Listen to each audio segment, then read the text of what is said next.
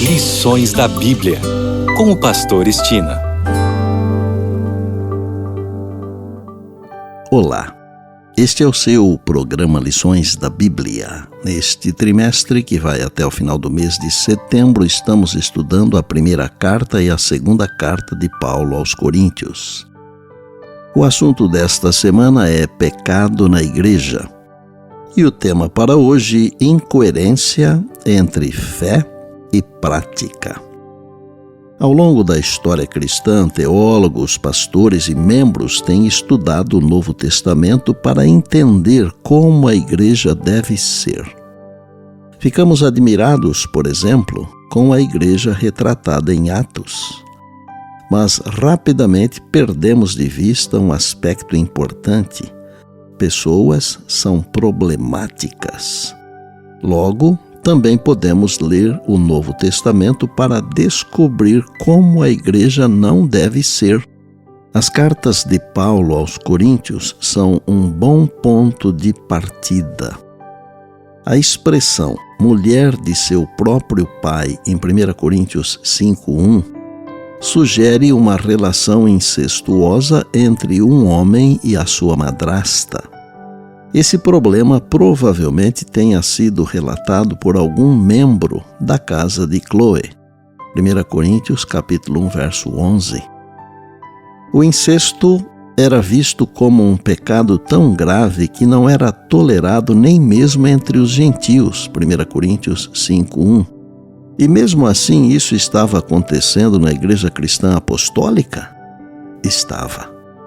As palavras de 1 Coríntios 5, 1 e 2 revelam o espanto de Paulo ao saber que um membro da igreja estava fazendo tal coisa.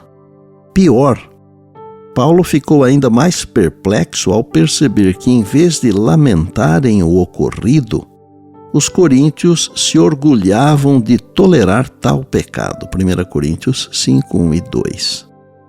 Por isso o apóstolo corrige não apenas o homem imoral, mas também a igreja, por sua evidente incoerência entre fé e prática.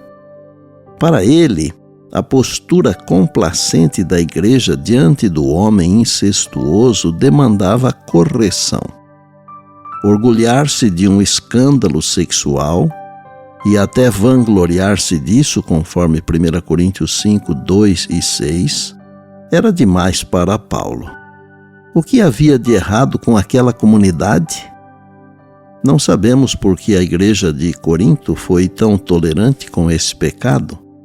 Talvez porque fosse praticado por um membro rico de quem a igreja se beneficiava. Talvez. Ou quem sabe por acreditarem que todas as coisas são lícitas. 1 Coríntios 6:12. Eles então não julgaram o caso como deveriam. Não há como afirmar evidentemente. Seja como for, tornaram-se cegos diante de uma violação flagrante das Escrituras. Levítico 18, 7 e 8. E ainda se orgulhavam disso. E por bondade, lembre-se sempre das palavras de Jesus: passará o céu e a terra, porém as minhas palavras não passarão. Eis que venho sem demora. E lembre-se que a voz é nossa, mas a palavra é de Deus.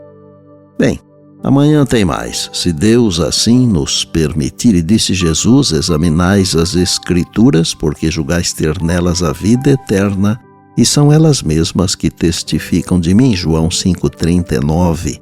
Eu sou o pastor Estina e este é o seu programa Lições da Bíblia, diariamente com você pela graça e misericórdia de Deus.